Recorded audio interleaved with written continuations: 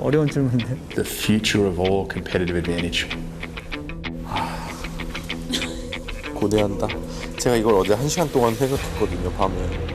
아, 이거 다른 분들 뭐라고 하셨어요? 연금술이다. 4번 타자다. 티천이다. 초능력이다. 접착제다. An extension of the human creativity. 8? 소프트웨어는 이제 4번 타자인데 소프트웨어는 소프트웨어 자체로도 중요하지만 얘가 홈런 칠 경우에 지금 먼저 나가 있는 산업들하고 다 연결되어 있기 때문에 이것들이 점수 내는 대로 이렇게 쭉 연결될 수 있는.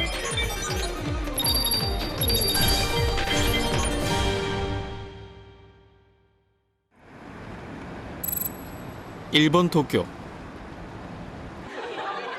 한 공연장에 사람들이 입장합니다.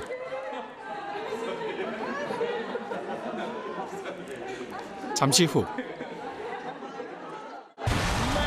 간절히 기다리던 K-팝 스타가 등장합니다.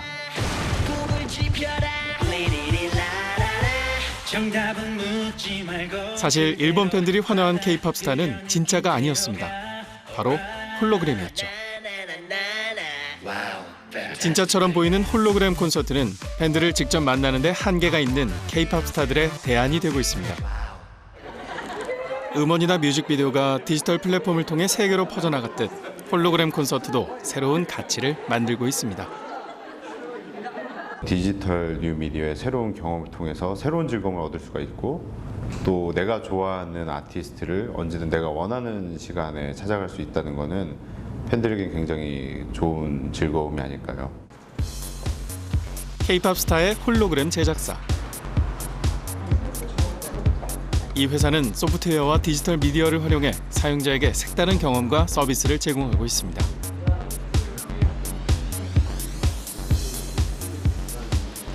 유사 홀로그램이라고 해서 그 특별한 디스플레이 장치를 활용해서 홀로그램처럼 보이도록 하는 그런 기법을 활용을 하고 있고요. 지금 이제 화면에서 보시는 것처럼 이제 공상과학 영화에서 주로 나오는 이런 아무런 디스플레이가 없이 컨텐츠가 이렇게 플로팅 되어 있는 형태가 실제 리얼 홀로그램이고요. 여기 오른쪽에 있는 것처럼 사람들의 눈에는 잘 보이지 않는 디스플레이를 활용해서 그 컨텐츠를 반사라던가 다른 기법을 통해서 실제 홀로그램처럼 보이도록 하는 게 그 유사 홀로그램, 섀도우 홀로그램이라고 불리는 그 표현 기법입니다. 2012년 미국 캘리포니아. 한 음악 페스티벌에 등장한 가수 때문에 세상이 놀랐습니다. 그는 20여 년 전에 사망한 전설의 힙합 뮤지션 투팍이었거든요. 홀로그램으로 부활한 또 한 명의 가수. 대만의 국민 가수 등려군입니다.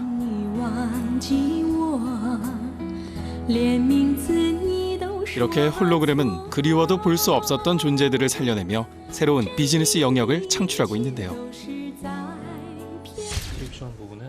홀로그램은 이미 오래전인 1800년대 영국의 연극 무대에서 사용되던 기술입니다.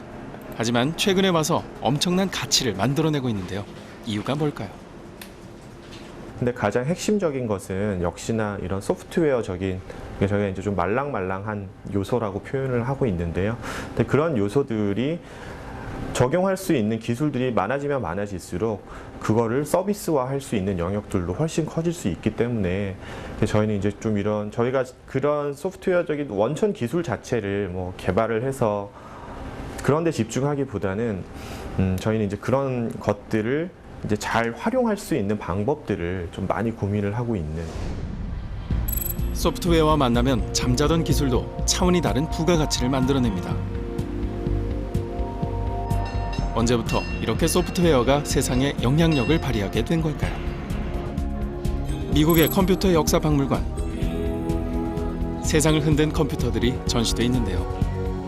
소프트웨어의 세상 정복기는 바로 이들과 함께 시작됐습니다. 실제로 이 사람과 컴퓨터 간의 인터랙션은 지금까지 우리가 봤던 어떠한 기계와 인터랙션과 다른 성향을 갖고 있어요. 사람들은 드디어 기계와 상호작용이라는 걸 하면서 그 기계와 내가 어떤 대화를 나누기도 하고 또는 내 생각을 거기에 심기도 하고 다른 사람의 생각을 우리가 받아보기도 하는 거거든요. 이게 우리 인류가 만든 기계 중에서 이렇게 반응하는 기계는 처음이에요. 그러면 근데 그 기계가 그렇게 될 수 있게 만든 게 소프트웨어라는 거죠. 초창기 소프트웨어는 컴퓨터 안에서 활용하는 프로그램으로 그 존재를 알렸습니다. 오피스 프로그램이란 용도로 컴퓨터 안에서 세력을 넓히고 있었던 거죠.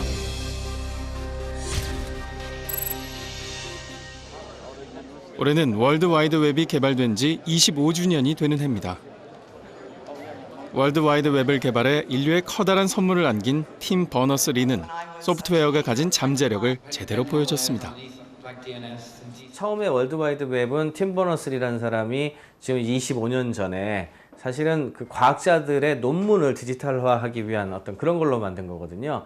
그래서 제일 처음에 만들었던 것이 웹에서 그 웹브라우저로 이런 문서를 볼 수 있어야 되니까 웹서버라는 것을 만들고, 그 다음에 이걸 또 보려면 웹브라우저가 있어야지 우리가 뷰어죠, 일종의 뷰어 같은 걸 만들어야 되는데 이게 전부 다 소프트웨어지 않습니까? 이 소프트웨어들을 갖다 이용해가지고 그 뒤로는 사실상 전 세계를 연결하는 일종의 그 지식의 전 세계 보관소. 그러니까 월드와이드 웹은 소프트웨어가 어떤 그 제품을 넘어서서 서비스를 지나서 인프라로 성장하는 그런 거를 제일 잘 보여주는 그런 역사의 산물이라고 할 수 있겠습니다.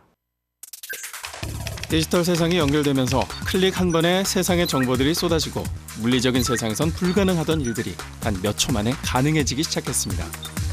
소프트웨어의 마법은 이게 다가 아니었습니다.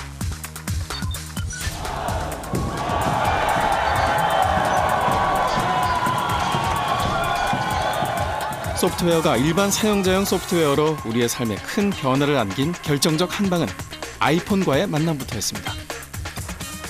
소프트웨어가 하드웨어를 다양한 용도로 확장시켜주는 거죠. 즉 사람처럼 살아 숨쉬게 만드는 거예요. 스마트폰에, 휴대폰에, 시체와 같던 휴대폰에 OS가 들어가는 순간, 소프트웨어가 들어가는 순간 그 아이폰은, 그 안드로이드 폰은 다양한 용도로 확장하면서 쓸 수가 있죠. 안드로이드나 iOS와 같은 OS 프로그램은 아날로그 세상에서 해야 할 수많은 일들을 손안에서 가능하게 했습니다. 소프트웨어의 변천사는 그야말로 놀라움의 연속입니다. Good morning, Theodore. Good morning. You have a meeting in 5 minutes. You want to try getting out of bed? Get up! You're too funny. Theodore, I saw in your emails that you'd gone through a breakup recently. You're kind of nosy. Am I? You'll get used to it. The woman that I've been seeing, Samantha, she's an operating system. You're dating an OS? What is that like? I feel really close to her. Like when I talk to her, I feel like she's with me. 운영체제와 사랑에 빠진다는 게 그저 영화 속 이야기뿐일까요? 우린 이미 소프트웨어가 지배하는 세상에 깊이 매혹돼 버린 거 아니었나요?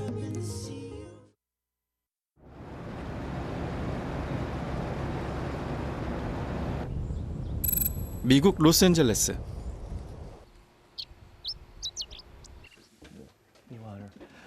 할리우드 근처에 살고 있는 두 사람. 남편은 소프트웨어와는 전혀 상관없는 직업을 가지고 있습니다.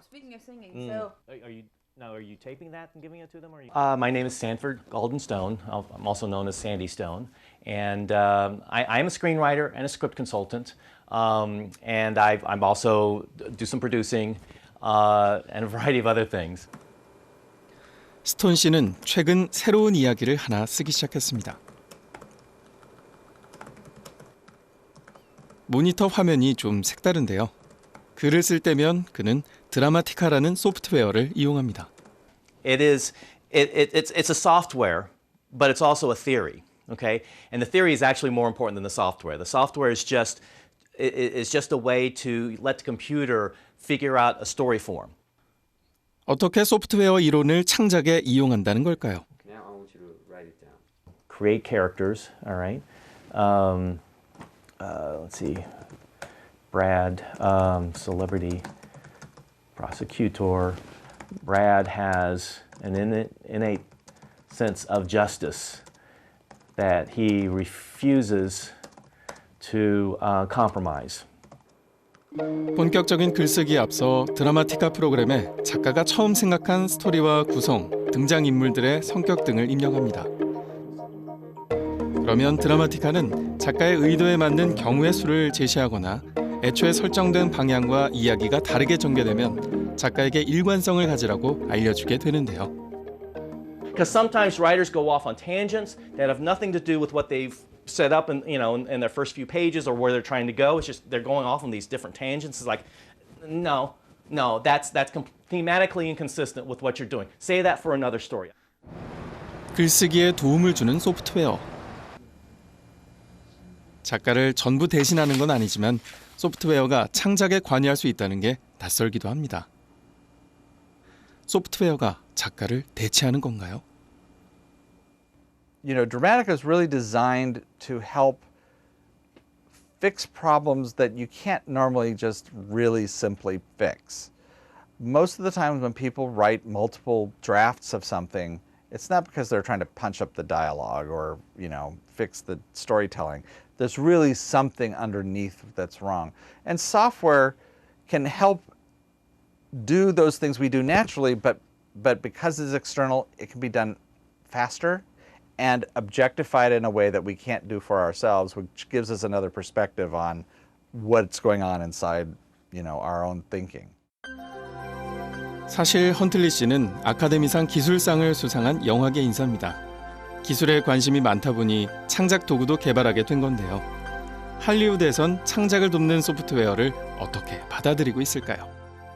It's kind of like the big secret or the black project in Hollywood. People think it will write for you. So if you're using it, of course, they think you're letting the software write for you, which of course is silly. It doesn't do that. A couple of movies that we all know of, like which. Well, I'll tell you one that I can for sure. The first time I ever saw a movie and I said, I know they used Dramatica on this was the movie Contact. 미국의 천문학자 칼 세이건의 소설을 영화화한 콘택트는 영화사의 수작으로 기록된 작품입니다. 드라마티카를 사용했다는 증거는 무엇일까요? What you'll see in Contact is that when you read the book and you look at the movie, okay, you'll see a big difference. And what they did in the movie was create basically the Matthew McConaughey character. But that character did not exist in the book. No, Occam's razor. It's a basic scientific. 글쎄요, 원작에 없던 인물이 영화에 나오는 일은 비일비재할 텐데요. Yes. It turns out we found out that that had a lot of writers.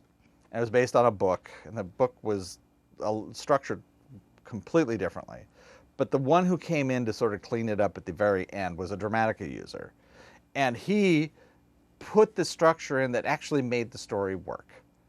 And that's the part where I could tell, okay, this is absolutely, I mean, I walked out going, I know this had to be used. And I found out a couple months later that, in fact, it had been. 창작은 작가 고유의 영역이라 소프트웨어의 도움을 받는다는 걸 인정하긴 쉽지 않습니다. 하지만 이들은 다릅니다. The one really cool thing about Dramatica is that it's kind of an algorithm-based model based on the human mind. It helped me quite a bit. From my first draft to my second draft, it was completely different. So it was definitely very resourceful for me. It completely turned around my script and like I said, showed where things just didn't make sense and where plot points and things needed to be stronger and connections needed to be made. So it was very good. 최근 한 글로벌 경제 잡지의 행보가 언론계에 비상한 관심을 끌고 있습니다.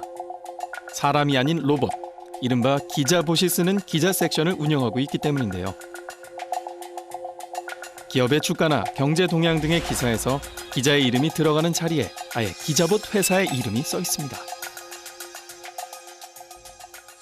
그 기자봇은 이제 기사를 로봇이 쓰는 건데 그러면 이런 로봇가 기사를 이렇게 쓰느냐 그게 아니고 소프트웨어 로봇입니다. 아까 말씀드렸듯이 소프트웨어 로봇이 기사를 쓸 수 있다라는 개념입니다.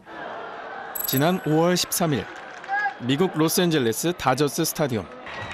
LA 다저스가 마이애미 말린스를 상대로 홈 경기를 치렀습니다. 경기는 LA 다저스의 6점 차 승리로 끝났는데요. 경기 직후 올라온 결과 기사입니다. 기록과 수치들이 아주 자세하게 나와 있습니다. 이 또한 기자봇이 쓴 겁니다. 몇 가지 데이터만 사람이 입력하면 기자봇이 알아서 작성을 합니다. 로봇은 이제 블루 컬러가 아니라 화이트 컬러를 대체를 합니다. 그런 의미에서 이런 기자봇이라든지 뭐 이런 로봇, 소프트웨어 로봇의 등장은 굉장히 산업 구조를 바꾸고 직업의 모습을 바꾸는 그런 아주 중요한 변화의 하나라고 생각을 합니다.